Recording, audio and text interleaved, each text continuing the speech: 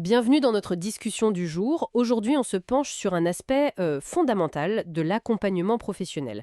Comment bien conclure un entretien et ensuite, comment rédiger une synthèse qui soit vraiment utile. Oui, et pour ça, on s'appuie sur un guide pratique qui s'appelle P65R, Rédiger une synthèse d'entretien. C'est une ressource du repère des CIP. Exactement, destiné aux conseillers en insertion professionnelle. L'idée, c'est d'explorer ensemble les étapes importantes, les bonnes pratiques pour ces moments clés, quoi. C'est ça. Comment on transforme un échange oral en quelque chose de concret, un plan d'action clair et surtout bien documenté pour la suite. Alors, commençons par la fin, si on peut dire, la Ah. conclusion de l'entretien. Le guide insiste, c'est pas juste pour dire au revoir, c'est crucial pour vérifier si l'objectif de la rencontre est atteint. Mhm. Et il y a cette question clé qui est suggérée, est-ce que tous les points que vous souhaitiez voir ont été abordés? Avez-vous d'autres questions avant de finir? Pourquoi elle est si importante cette question au fond? C'est une excellente remarque. C'est bien plus qu'une simple formalité, hein. Poser cette question, c'est vraiment valider activement que tout a été dit, que la personne en face se sent écoutée. D'accord. On s'assure qu'il y a une compréhension mutuelle. Et ça renforce la confiance. Et puis, ça replace la personne comme actrice. Elle a eu le dernier mot sur le contenu, en quelque sorte. Je vois, ce lien avec la confiance est intéressant. Et pour la suite, très concrètement? Alors, le guide est pratique. Planifier le prochain rendez-vous. Faut trouver le bon timing, hein. Ni trop rapproché, ni trop lointain pour garder une dynamique. Oui, pour laisser le temps d'agir, mais pas que ça se perde. C'est ça. Donner aussi les moyens de contact clairs, au cas où. Et puis, un petit détail qui compte, hein. Raccompagner chaleureusement. L'impression finale, ça joue. Tout à fait. Clore sur une note positive. Exactement. Et cette bonne conclusion, eh bien, elle ouvre naturellement sur l'étape d'après, la synthèse écrite. Ah oui, la fameuse synthèse. Oui, alors là, dans le cadre CIP, c'est une obligation. Mais il ne faut pas la voir juste comme ça. C'est avant tout un outil de travail essentiel. C'est-à-dire? Son rôle est multiple. C'est un résumé, bien sûr, mais aussi un rappel des actions convenues, c'est la mémoire du suivi, et c'est fondamental pour assurer la continuité si un collègue doit prendre le relais, ce qu'on appelle la passation. Et parfois même, elle est partagée avec la personne accompagnée. Oui, selon les structures, ça se fait. Ça peut être un outil de co-construction du parcours, en quelque sorte. Pour le contenu, le guide suggère d'être concis, une quinzaine de lignes environ. Pas si long en fait. Non, mais dense. Il faut retrouver l'essentiel, le diagnostic partagé, les pistes qui ont été évoquées, et surtout, les objectifs clairs pour la prochaine fois. La clarté, c'est vraiment le maître mot.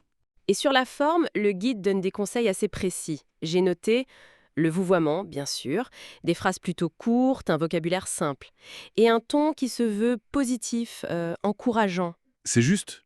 Et un point qui me semble capital, l'objectivité. Décrire des faits, pas des jugements. L'exemple donné frappant, dire votre CV ne liste pas toutes vos compétences plutôt que votre CV est peu valorisant, c'est factuel contre subjectif. Absolument. C'est une nuance essentielle. Autre point crucial, la confidentialité. Pas question de noter des détails trop personnels sur la santé, la justice. Si on doit mentionner une contrainte, il faut rester général, factuel. Oui, par exemple, contraintes physiques à prendre en compte, plutôt que de nommer une maladie spécifique. C'est très important. Et l'idée de faire relire, si possible, est une bonne pratique pour valider. D'accord. Et une dernière recommandation, une forme de prudence.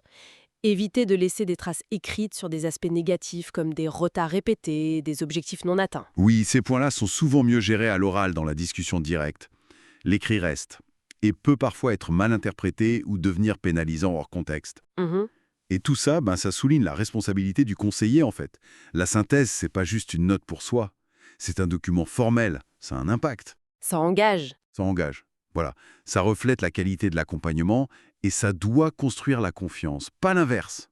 Chaque mot a son poids. Donc, si on récapitule, on a d'un côté une conclusion d'entretien qui est soignée, qui vérifie, qui planifie, et de l'autre, une synthèse écrite avec rigueur, objectivité, respect Et clarté. et clarté, oui. Et c'est cette combinaison qui fait la force d'un accompagnement professionnel réussi et respectueux de la personne. C'est exactement ça.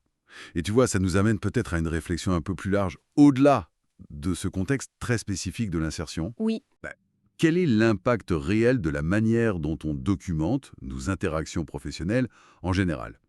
Comment est-ce que nos écrits, les comptes rendus, les synthèses, les évaluations, finissent par façonner non seulement la perception des situations, des personnes, mais aussi les décisions qu'on prend, Mhm. et donc, au final, leur parcours? C'est une question profonde, en effet, sur le pouvoir et la responsabilité de ce qu'on écrit au travail. Voilà. Comment nos mots écrits construisent, ou parfois déconstruisent, une certaine réalité. C'est quelque chose à méditer, je crois.